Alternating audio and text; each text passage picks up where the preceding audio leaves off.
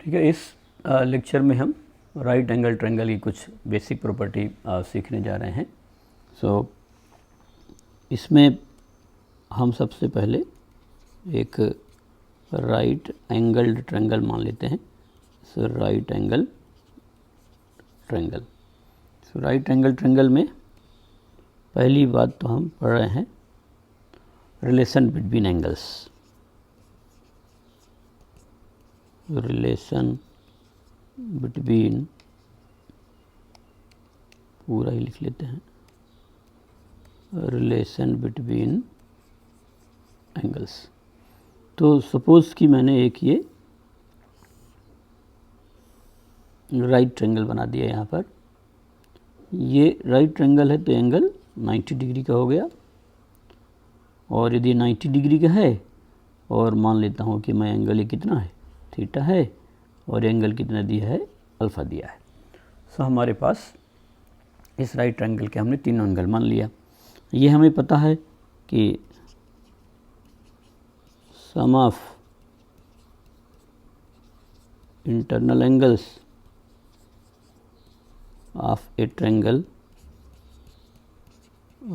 triangle is 180 degree. So therefore आप लिख सकते हैं आसानी से 90 प्लस थीटा प्लस यहाँ पर अल्फ़ा हो गया, और ये किसके इक्वल है, 180 डिग्री के इक्वल है। सो आपके पास क्या मिल जाएगा, थीटा प्लस अल्फ़ा, यहाँ 180 माइनस 90। तो ये आ गया theta plus alpha is equal to 90 degree. So it is in degrees. यदि आप रेडियन में लिखते हैं तो 90 डिग्री मतलब कितना हो गया, π/2। सो ये तो किस में आ गया, डिग्री मेजरमेंट है। और यदि आप इसको रेडियन में लिखना चाहते हैं तो theta plus alpha 90 degree π/2 radian होता है। कुछ वैल्यूज़ अपने को याद रखना होगा, तो ये रेडियन मेजर में आ गया।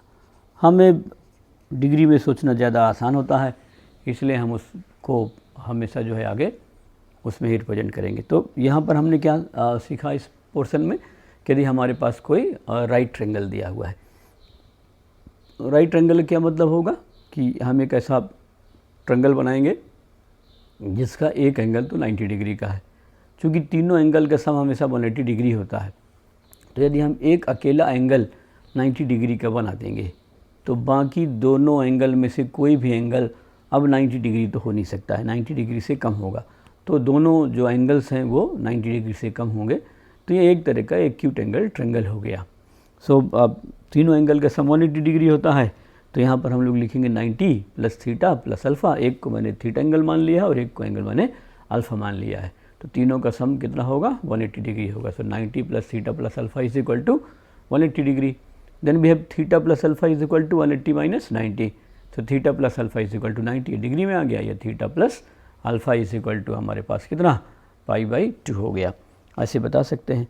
अब आप इसमें ज़रा एक बार कुछ छोटे छोटे प्रॉब्लम्स हैंडल करके देख लेते हैं कि कैसे लगाना है। सो मैंने यहाँ पर एक ये राइट ट्रायंगल बना लिया। इस राइट ट्रायंगल का ये एंगल तो मैंने थीटा ले लिया, इस वाले एंगल को अल्फ़ा मान लेता हूँ। ये हमें पता ही है, ऐसे बना देंगे तो ये 90 डिग्री ही है। आप चाहें तो अभी लिख सकते हैं। अब पार्ट ये है कि मेरे पास थीटा की वैल्यू 30 डिग्री है, सो अल्फ़ा क्या होगा ये बताना है। सो अभी आप पढ़े हैं theta plus alpha is equal to 90 degree. So हमारे पास theta plus alpha is equal to 90। So alpha is equal to 90 minus 30, it is 60। So therefore alpha will be is equal to 60 degree. ऐसे बता सकते हैं। ये सब वो छोटे छोटे पार्ट हम पढ़ रहे हैं, जिससे आगे मैथमेटिक्स की जो बेसिक्स चीज़ें हैं, बेसिक्स ऑफ एलिमेंट्री मैथमेटिक्स है, वो हमारे लिए बिना रिवीजन की बात होनी चाहिए। ऐसा नहीं कि हमें इन एलिमेंट्री बातों के लिए कभी कोई बात रिवाइज़ करने की ज़रूरत हो, तभी हम फिज़िक्स ज़्यादा बढ़िया कर पाएंगे जब हमें बहुत एलिमेंट्री लेवल पर चीज़ें बिना रिवीजन के आती हो। तो यदि हमारे पास कोई भी राइट ट्रायंगल है तो वो जो दो एंगल बनेंगे ना, उनका सम हमेशा 90 डिग्री के इक्वल होगा, क्योंकि एक एंगल तो अकेला 90 ही है। और दूसरा हम यहाँ पर ले लेते हैं कि सपोज़ हमारे पास थीटा जो है 37 डिग्री है। आप देखिए बहुत आसानी से आ जाएगा। थीटा प्लस अल्फ़ा कितना है 90, थीटा हमें दिया है 37, 37 plus alpha is equal to 90 आ गया। सो अल्फ़ा की वैल्यू आप माइनस कर दीजिए इसको, तो 90 माइनस 37, सो यहाँ पर किसके इक्वल हो जाएगा 53 के इक्वल हो जाएगा। ऐड करके देख लीजिए 53 प्लस आप यहाँ पर ऐड कर लीजिए 53 प्लस 37, तो ये 0 और ये 90। तो आप ऐसे हमेशा जो है इसको बता सकते हैं, कोई इसमें दिक्कत वाली बात नहीं है। सो कोई भी एक एंगल दिया है, ये ध्यान रखना है कम्प्लीमेंट्री एंगल्स हैं, जिन दोनों का सम जो है 90 डिग्री हो, कम्प्लीमेंट्री एंगल है। तो थीटा का कम्प्लीमेंट्री एंगल कौन सा है अल्फ़ा है, तो अल्फ़ा निकालने के लिए 90 से उसको क्या कर दीजिए माइनस कर दीजिए। ये आपको अल्फ़ा पता है तो उसको 90 से माइनस कर सकते हैं। तो theta plus alpha are our complementary angles. ऐसे हम कोई भी जो है एंगल वहाँ पर सॉल्व करके बता सकते हैं। सो एक और आप लगा के देख लीजिए। सपोज अल्फ़ा की वैल्यू हमें 45 दिया है, so theta plus alpha is equal to 90 degree है, तो theta plus 45 is equal to 90, so theta is equal to 45 degree. तो थीटा की वैल्यू 45 डिग्री हो जाएगी। छोटे छोटे स्टेप्स लिखना है और कंप्लीट स्टेप लिखने की आदत डालिए, आपको बोर्ड में भी काम आएगा। और यदि आप कंप्लीट स्टेप लिखते हैं तो अपना दिमाग अंदर से बेसिक रूप से डेवलप होता है। शॉर्टकट्स क्या होते हैं, कहीं पर आपको मैथमेटिकल शॉर्टकट्स की ज़रूरत पड़ेगी तो मैं आपको सिखा दूंगा, बट आप शॉर्टकट्स अवॉइड कीजिए, उससे कभी भी हमारा कॉन्सेप्चुअल डेवलपमेंट नहीं हो सकता। और बाकी स्पीड से यदि अपने को सोचना सीखना है तो फंडामेंटल लेवल पर अपने को चीज़ें आनी चाहिए। सो हम लोग बेसिक फंडामेंटल पर ध्यान देंगे, साइंस पढ़ने का पर्पज़ यही होता है। सो अभी हमने फर्स्ट पार्ट में केवल और केवल ये चीज़ सीखा, राइट ट्रायंगल में रिलेशन बिटवीन एंगल्स। तो यदि हमारे पास कोई राइट ट्रायंगल है तो उसके तीनों एंगल का सम तो 180 डिग्री होना ही होना है, क्योंकि एक एंगल 90 डिग्री का है, तो 90 डिग्री का एंगल है, तो बाकी जो दो एंगल बनते हैं जिसमें मैंने एक को थीटा मान लिया और एक को अल्फ़ा मान लिया, तो थीटा प्लस अल्फ़ा का जो सम होगा वो 90 डिग्री के इक्वल होगा। और मैंने आपको ये 3 इलस्ट्रेटिव एग्जाम्पल्स करा दिए। अब इसके बाद जो है हम रिलेशन बिटवीन साइड्स पढ़ेंगे। तो हमारे पास जो राइट एंगल है, सो सेकंड है रिलेशन बिटवीन साइड्स। ठीक है, लेट अस सी। ये एक मैं राइट ट्रायंगल बना देता हूँ यहाँ पर, और इस एंगल को कुछ मान लिया जाए। कोई बहुत जरूरी नहीं है कि हम इस एंगल को लिखें ही, बट हम इस एंगल के रिस्पेक्ट में सोचना चाह रहे हैं। सो मान लो मैंने इसे थीटा मान लिया, मैं इसकी नेमिंग कर देता हूँ। सो मान लो मैंने इसको ए लिख दिया, ये जो वर्टेक्स है इसको बी लिख दिया, और जो यहाँ वर्टेक्स है इसको सी लिख दिया। ठीक है, ये जो एंगल आपने मार्क किया है इसके सामने वाली साइड तो परपेंडिकुलर कहलाती है। So this is perpendicular P, और ये जो इसके साथ वाली साइड है, एडजेसेंट साइड है, ये बेस कहलाती है, तो इसका नाम मैंने बी रख दिया। और 90 डिग्री के सामने वाली जो साइड है वो हाइपोटेन्यूज कहलाती है, तो इसका नाम मैंने एच रख दिया। सो हमने एक ट्रायंगल बनाया ABC, जिसमें एंगल बी को मैंने 90 डिग्री मार्क कर दिया, और मैंने उधर का एंगल थीटा मान लिया। किसके किसके बीच में एंगल माना है, BC और AC, तो BC और AC के बीच का मैंने एंगल थीटा मान लिया। अब इसमें एक परपेंडिकुलर होगा, एक बेस होगा और एक हाइपोटेन्यूज होगा। हाइपोटेन्यूज कभी भी चेंज नहीं होगा। 90 डिग्री के सामने वाली साइड ही हमेशा क्या होगी, हाइपोटेन्यूज होगी। किसी भी ट्रायंगल में जो सबसे बड़ा एंगल होता है उसके सामने की साइड सबसे बड़ी होती है। किसी भी ट्रायंगल में जो सबसे छोटा एंगल होता है उसके सामने की साइड सबसे छोटी होगी। आगे इन छोटे छोटे पॉइंट्स पर अपने ध्यान रखेंगे, कोई चीज़ें याद नहीं रखना है। these all things will become natural for us. So we have a triangle ABC in which we have marked this angle to be theta. So ये जो थीटा के सामने वाली साइड है उसका नाम हमने P रख दिया। P मीन्स परपेंडिकुलर, और ये जो है एडजेसेंट साइड थीटा वाली, इसका नाम हमने बेस रख दिया। सो इट इज़ B, और सामने क्या है H। अब आप इसमें पाइथागोरस थ्योरम लगा दीजिए। तो अपने को पाइथागोरियन थ्योरम पता होगी कि जो हाइपोटेन्यूज का स्क्वायर है AC स्क्वायर ये हमें याद रखना है यहाँ पर AC square is equal to, यहाँ पर हो जाएगा AB square plus BC square. ये आ गया। ये आप अपने सिम्बल्स के फॉर्म में लिखना चाहते हैं जो आपने लिखा है। सो हाइपोटेन्यूज स्क्वायर AC AB क्या है, perpendicular square, and this is base square. अब हम इन जो है साइड्स की वैल्यू कैलकुलेट करना चाहते हैं। आगे बढ़ते समय कहीं पर भी हमारा काम पड़े तो कैलकुलेशन में हमें थोड़ा सा भी सोचने की ज़रूरत नहीं पड़नी चाहिए। सो इसकी एग्जाम्पल ज़रा देख लिया जाए।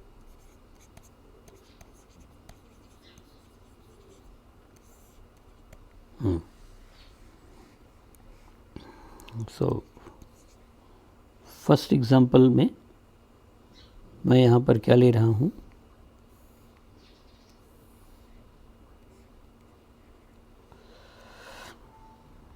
ये साइड 1, ये साइड 1 और मुझको ये साइड x है, तो x की वैल्यू फाइंड करना है।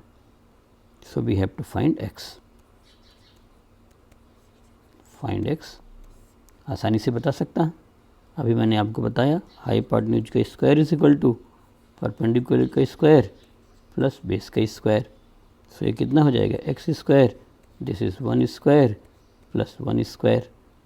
सो 1 square plus 1 square 1 plus 1 it is 2। So x की वैल्यू हो जाएगी √2, ये आ जाएगा। सो यदि हमारे पास कोई एक ट्रायंगल है जिसमें ये दोनों साइड 1 1 है, तो 1 स्क्वायर 1 1 और ये भी 1, तो इसको जब ऐड करेंगे तो ये किसकी इक्वल हो जाएगी, √2 के इक्वल हो जाएगी। ये अपने को बताना है। सो ये मैं अभी यहाँ से हटा देता हूँ जिससे अपने को पता रहे कि हमने क्या चीज़ कैलकुलेट किया है। सो आप यहाँ पर बना लीजिए कि यदि हमारे पास ये 1 है, ये 1 है, तो 1 + 1 ये √2 आ जाएगा। ऐसे जो है हम इसे आसानी से बता सकते हैं। ठीक है, ये कुछ वैल्यूज़ हम सीख रहे हैं जिनका हमारा काम पड़ेगा। दूसरा आप देख लीजिए कि हमारे पास ये एक ट्रायंगल है, यहाँ पर ये 3 मान लिया, यहाँ 4 मान लिया और ये साइड x मान लिया। और इस क्वेश्चन में हम x की वैल्यू क्या करना चाहते हैं, इवेल्युएट करना चाहते हैं। तो हाइपोटेन्यूज स्क्वायर मतलब x square is equal to 3 square plus 4 square. अब कोई आपको h square is equal to p square plus b square लिखने की ज़रूरत नहीं है, आप डायरेक्ट लिखिए हाइपोटेन्यूज x। तो यहाँ पर x square is equal to 3 square is 9 and this is 16। तो आप जब इसकी वैल्यू सॉल्व करेंगे तो x square is equal to 25। So x की वैल्यू किसकी इक्वल हो जाएगी, √5। वैसे 25 का रूट लेंगे तो ±5 आएगा, प्लस माइनस ये गड़बड़ हो गया। यदि आप इसकी वैल्यू ले लेंगे तो ये 5 आ गया, तो 5 आ गई। इसका मतलब ये हुआ कि यदि हमारे पास ये एक राइट ट्रायंगल मान लेता हूँ मैं, उस राइट ट्रायंगल में इस वैल्यू को मैं 4 ले लेता हूँ, इसको 3 ले लेता हूँ, तो ये क्या होगा, 5 होगा। तो 3 4 5 का पेयर हो गया। ये पाइथागोरियन ट्रिपलेट्स कहलाते हैं। पाइथागोरियन ट्रिपलेट्स हम आसानी से बता सकते हैं। यहाँ पर हम जस्ट उनको कुछ प्रॉब्लम्स लगा के देख रहे हैं।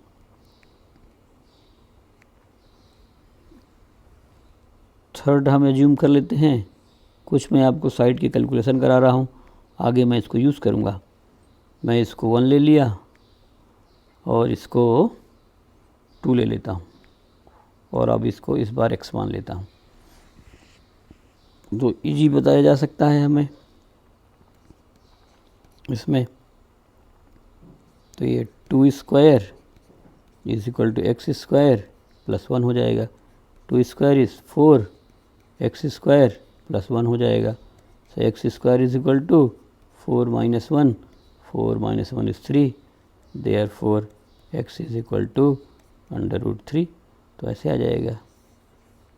तो यदि हमारे पास ये कोई एक ट्रायंगल है, इस ट्रायंगल में ये वाली साइड 1 है, ये साइड 2 है, तो निश्चित रूप से ये साइड कितनी हो जाएगी, √3 हो जाएगी। तो 3 4 5 का पेयर हो गया। यहाँ 1, ये जैसे 2 का स्क्वायर करेंगे तो 4 4 - 1 कितना हुआ, 3, तो उसका रूट हो गया, क्योंकि h square is equal to p square plus b square होता है। तो हमें कोई भी साइड का पेयर दिया हो, हम उस साइड के पेयर से उन वैल्यूज़ को क्या कर सकते हैं, आसानी से निकाल सकते हैं। सो आप एक बार देख लीजिए, हमने सबसे पहले ये पढ़ा राइट एंगल ट्रायंगल में रिलेशन बिटवीन एंगल्स, एंगल के रिलेशन देख लिया, एंगल की वैल्यू निकलवा दिया मैंने आपको। फिर हमने लिखा रिलेशन बिटवीन साइड्स, यदि हमारे पास राइट एंगल ट्रायंगल है तो उसकी साइड्स में रिलेशन क्या होगा, H square is equal to P square plus B square, जहाँ पर एच हाइपोटेन्यूज है, पी परपेंडिकुलर है और बी क्या है, बेस है, तो एच स्क्वायर से लिख दिया। और अब हम कुछ जो है एग्जाम्पल्स लगा के देख रहे हैं। तो पहले हमने साइड परपेंडिकुलर और बेस दोनों को 1 1 मान लिया, तो हाइपोटेन्यूज कितना हो गया, √2। अगले मैंने परपेंडिकुलर और बेस को 3 और 4 मान लिया है, तो हाइपोटेन्यूज आ गया 5। नेक्स्ट वाले क्वेश्चन में मैंने हाइपोटेन्यूज को तो 2 ले लिया है और एक साइड को मैंने 1 ले लिया है, तो जो रिमेनिंग साइड है वो कितनी आ जाएगी, √3 आ जाएगी। तो ऐसे बता सकते हैं हम यहाँ पर। इसके बाद यहाँ एक नेक्स्ट एग्जांपल और हम लोग कर सकते हैं।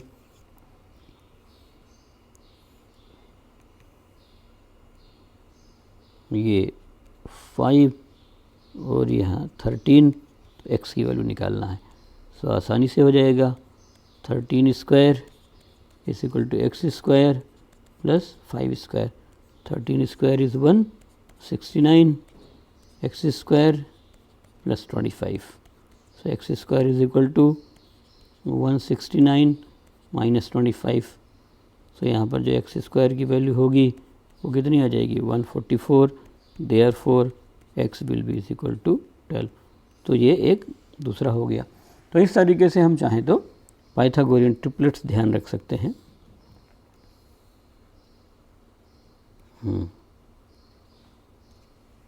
तो क्या क्या मिल गया अपने को, यहाँ 5, यहाँ 13, तो यहाँ 12 आ गया। आगे चल करके हम इसको यूज़ करेंगे। सो आप जो है और रिकैप के लिए आप इन चीज़ों को हमेशा ध्यान रखिए।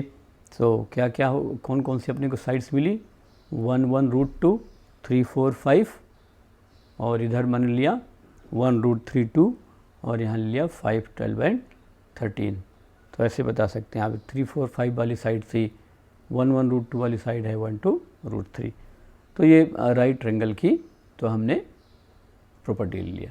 तो अभी तक हमने 2 रिलेशन सीख लिए। अब नेक्स्ट एक इम्पॉर्टेंट रिलेशन और है, उस रिलेशन मोड में जो है कैसे निकाल सकते हैं। तो अब अगले पार्ट में हम रेशियो ऑफ साइड्स लिखना चाहते हैं राइट ट्रायंगल के लिए। सो जैसे मैंने ये है ऐसे राइट ट्रायंगल बना लिया, ये एंगल थीटा मार्क कर लिया, एंगल जरूर मार्क कर लेंगे। एंगल के सामने वाली साइड परपेंडिकुलर, ये वाली साइड बेस और यहाँ पर साइड जो है वो हाइपोटेन्यूज h मान लिया। तो क्या क्या रेशियो हो सकते हैं आप देखिए, इसको a मान लिया, इसको b मान लिया, इसको c मान लिया। तो हमारे पास जो है वो 3 रेशियो तो पॉसिबल है। यहाँ पर कौन कौन सा एक तो रेशियो पॉसिबल है, एक तो हम फर्स्ट रेशियो क्या लिख सकते हैं, p/h एक रेशियो हो गया। दूसरा रेशियो क्या लिख सकते हैं, b/h लिख सकते हैं। और तीसरा रेशियो लिख सकता हूँ मैं कितना, p/b। 3 साइड हैं, 3 साइड में से 2 2 को एक साथ लेंगे तो हम वहाँ पर क्या कर सकते हैं, 3 रेशियो बना सकते हैं। अब 3 रेशियो बनाएंगे तो हम इनका उल्टा भी लिख सकते हैं। तो p/h का उल्टा किसके इक्वल हो जाएगा, h/p के इक्वल हो जाएगा। इसका यदि उल्टा करेंगे तो h/b हो जाएगा। और यदि आप इसका उल्टा करते हैं तो p/h b/h और यहाँ पर p/b। कौन कौन से रेशियो हो गए हमारे पास, एक तो p/h हो गया, एक b/h हो गया और एक p/b है। So this ratio is our p/b। तो आप जब इसको सॉल्व करेंगे तो ये किसके इक्वल हो जाएगा, b/p के इक्वल हो जाएगा। सो टोटल कितने रेशियो बनाए जा सकते हैं, 6 रेशियो ही बना सकते हैं। कोई भी ट्रायंगल हो, यदि आप उनकी साइड्स के रेशियो लेते हैं तो हम 2 साइड्स को एक बार लेंगे तो 3 साइड्स हैं, तो हमारे पास टोटल 6 रेशियो मिलेंगे। So these are 6 ratios.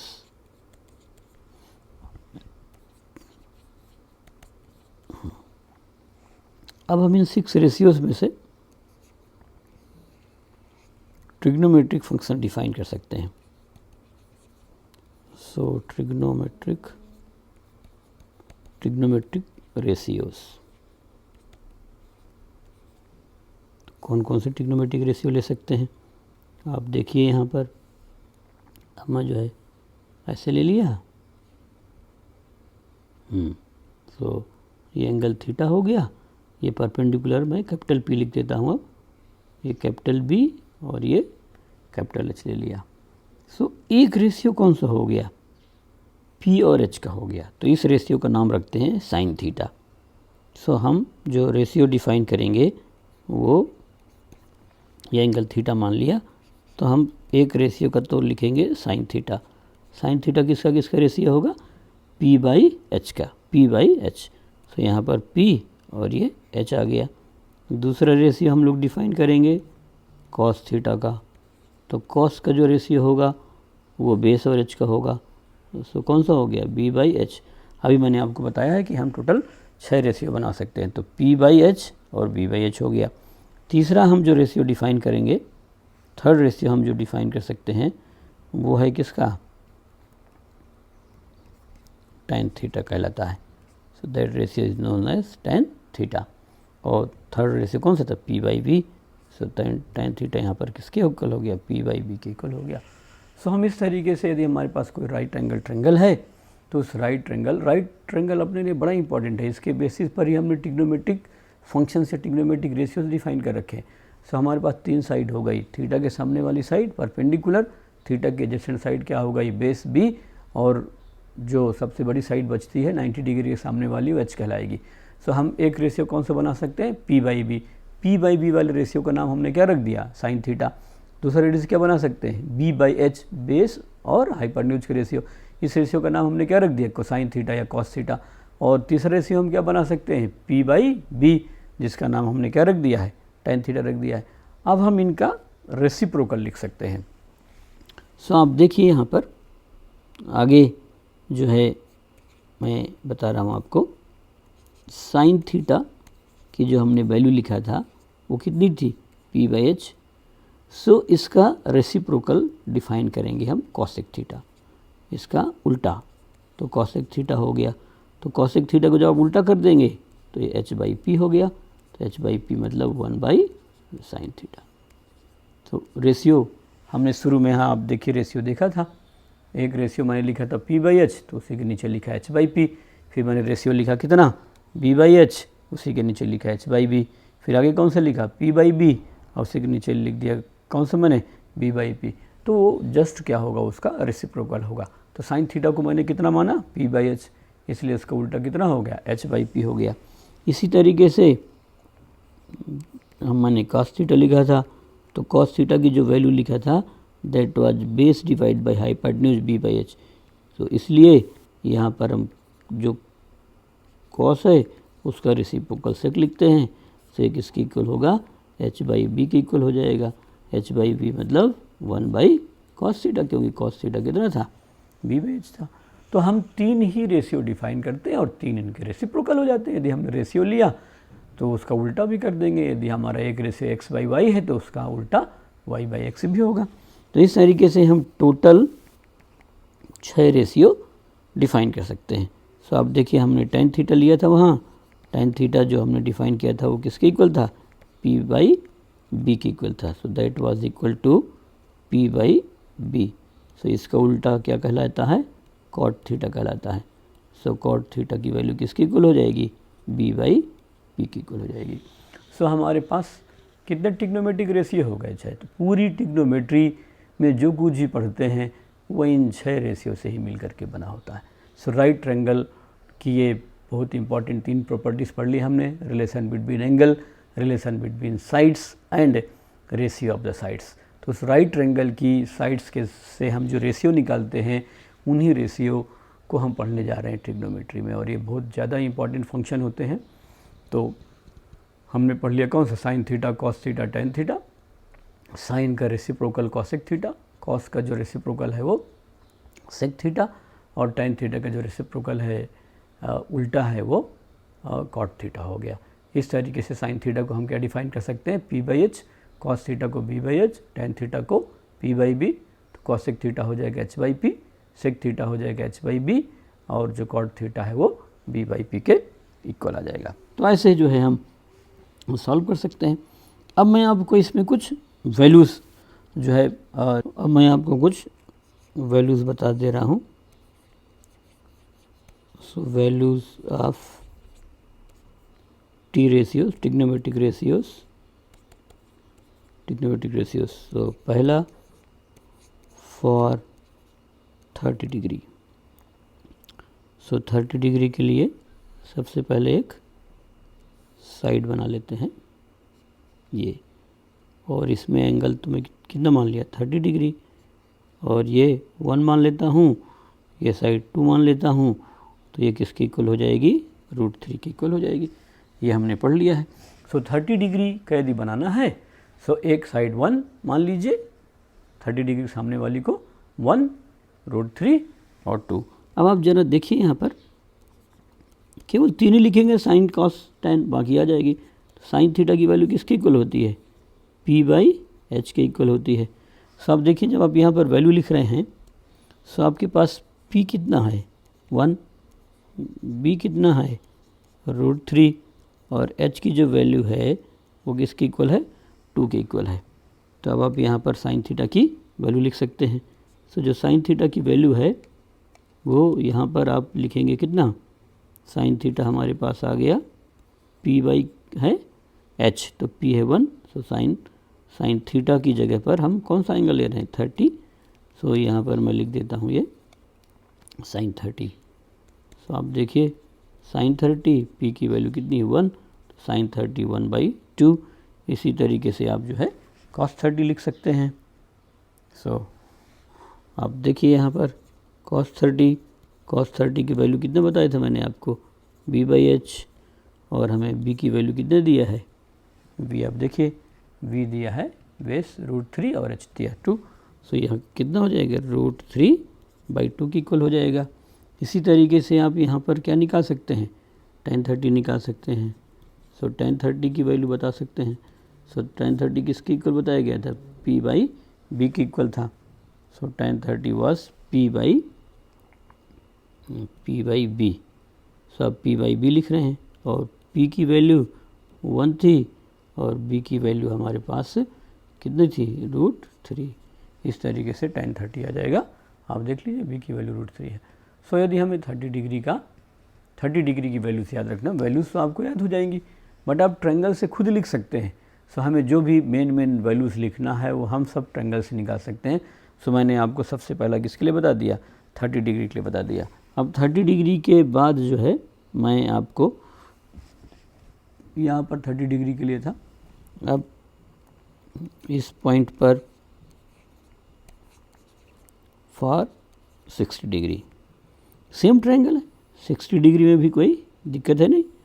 यदि ये है ना उसी ट्रायंगल से आ जाएगा। ये 30 था, तो यदि मैं इसको 60 मानता हूँ तो ये 30 होगा। अब 30 के सामने वाली साइड तो सबसे छोटी है, तो ये तो 1 मान लूँगा। इधर वाली को क्या मान रहा हूँ, 2 मान रहा हूँ, तो ये कितनी हो जाएगी, √3 हो जाएगी। तो इस तरीके से हम बता पाएंगे। अब आप यहाँ पर पी और बी, चूँकि आपको एंगल कौन सा लेना है 60, तो 60 के सामने वाली साइड पी हो गई, तो पी इज इक्वल टू कितनी है, √3, और बेस की वैल्यू हमारे पास 1 हो गई, और हाइपोटेन्यूज की वैल्यू कितनी हो गई, 2 हो गई। इसी तरीके से आपको अपनी कॉपी में लिखना है। अब आप यहाँ पर आप देखिए हमारे पास साइन 60 लिखना है, तो साइन 60 किसके इक्वल हो जाएगा, पी बाई एच के इक्वल हो जाएगा। तो पी बाई एच इज़ √3/2, और यहाँ पर आप cos 60 लिख दीजिए, तो cos 60 बी बाई एच हो गया, तो यहाँ कितना हो जाएगा 1/2। और इसी तरीके से आप कितना लिख सकते हैं, tan 60, तो tan 60 is P by B, so √3/1, जिसको मैं कितना लिख सकता हूँ, √3 लिख सकता हूँ। इस तरीके से साइन 60, cos 60 और tan 60 आ गया। सो बहुत आसान सा है, एक ही ट्रायंगल में से 60 और 30 की दोनों वैल्यू आ गई। तो आप एक ट्रायंगल याद रखिए, यदि आप जो है कोई राइट एंगल बनाते हैं तो उसमें यदि आप एक एंगल 30 मानते हैं, दूसरा एंगल 60 जरूर होगा। चूँकि 30 सबसे छोटा एंगल है, उसके सबसे सामने वाली साइड को कितना मान लिया मैंने, 1 छोटी मान लिया, 1 मानना, हाइपोटेन्यूज को 2 मान लिए, तो जो बची हुई साइड है वो अपने आप कितनी हो जाएगी, √3 हो जाएगी। तो 30 डिग्री का एंगल हो गया, 60 डिग्री का एंगल हो गया। इस तरीके से हम आगे क्या कर सकते हैं, इसको 45 वाला मान सकते हैं। मैं आपको 2 वैल्यूज़ और निकालना बता देता हूँ। जैसे फॉर 45 डिग्री बहुत आसानी से बता सकते हैं हम सब 45 डिग्री के लिए। सो 45 डिग्री के लिए बहुत ईजी है, कोई भी वैल्यू ले सकते हैं आप। यदि ये 45 है तो ये भी 45 ही होगा। सो यदि मैं इसको 1 मान लेता हूँ तो ये भी 1 होगा और ये साइड कितनी हो जाएगी, √2 हो जाएगी। सो आप देखिए काफ़ी आसानी से हो गया ये। sin 45, इसमें आप देखिए ये एंगल ले रहे हैं तो ये P हो गया, ये B हो गया और ये वाली साइड H हो गई, ऐसे लिख सकते हैं। तो sin थीटा होता है P/H, तो P कितना है, 1/√2। अब मैं ये डायरेक्ट लिख रहा हूँ, आपको भी डायरेक्ट लिखने आ गया होगा। cos 45 cos होता है B/H, तो B कितना है 1/√2 और फिर यहाँ पर हम tan 45 लिख सकते हैं। so tan 45 is P/B, so 1/1 it is 1। तो इस तरीके से हम 30 डिग्री, 45 डिग्री, 60 डिग्री इनके लिख सकते हैं। नेक्स्ट है फॉर 37 डिग्री एंड 53 डिग्री। ये आसानी से आ जाएगा। जो 37 के लिए होगा कम्प्लीमेंट्री 53 डिग्री का भी यही होगा। सो हम इस तरीके से बता सकते हैं। तो जैसे मैं मान लेता हूँ यहाँ पर एक ट्रायंगल बना लिया। सो ये साइड 3 मान लेता हूँ, ये 4 मान लेता हूँ और तो ये डेफिनेटली 5 होगी। सबसे छोटी वाली साइड है तो ये 37 और ये 53। ये आप ध्यान रखिए, जो 3, 4, 5 वाला ट्रायंगल होता है उसके एंगल 37 डिग्री और 53 डिग्री ही होते हैं।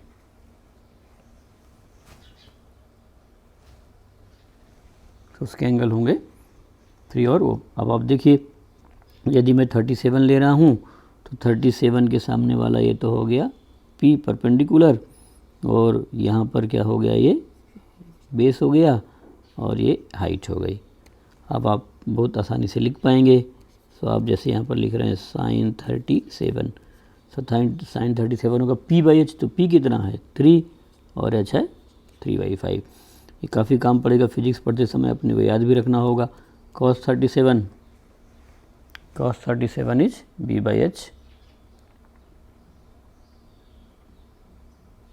सो cos 37 B/H है। सो यहाँ पर हो गया ये B/H एंड B कितना है 4/5 और ये tan 37। So tan 37 P/B it is 3/4।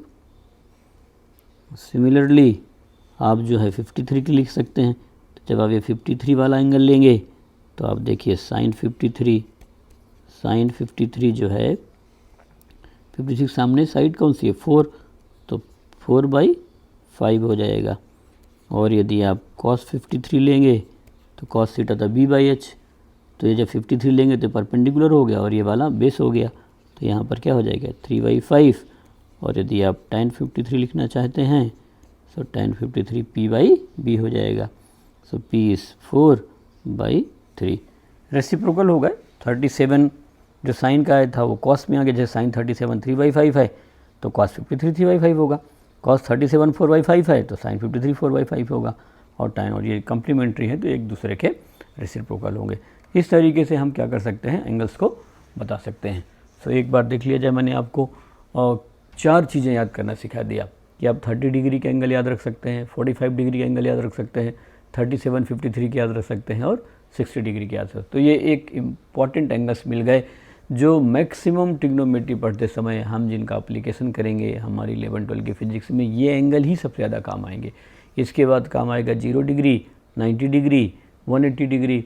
सो हम जब क्वाड्रेंट्स में एंगल लेते हैं, बाकी यदि इनके अलावा कोई एंगल दिया हुआ है तो हमें एग्ज़ाम में उसकी वैल्यू भी दी रहती है। मैं आपको कुछ एंगल्स निकालना सिखा दूंगा, जैसे 15 डिग्री की वैल्यू कैसे निकालेंगे, साइन 15 कॉस 15, या हम 75 की वैल्यू कैसे निकाल सकते हैं। इस तरह के हम कुछ आगे चल करके ट्रिग्नोमेट्रिक आइडेंटिटीज़ की हेल्प से एंगल निकाल सकते हैं।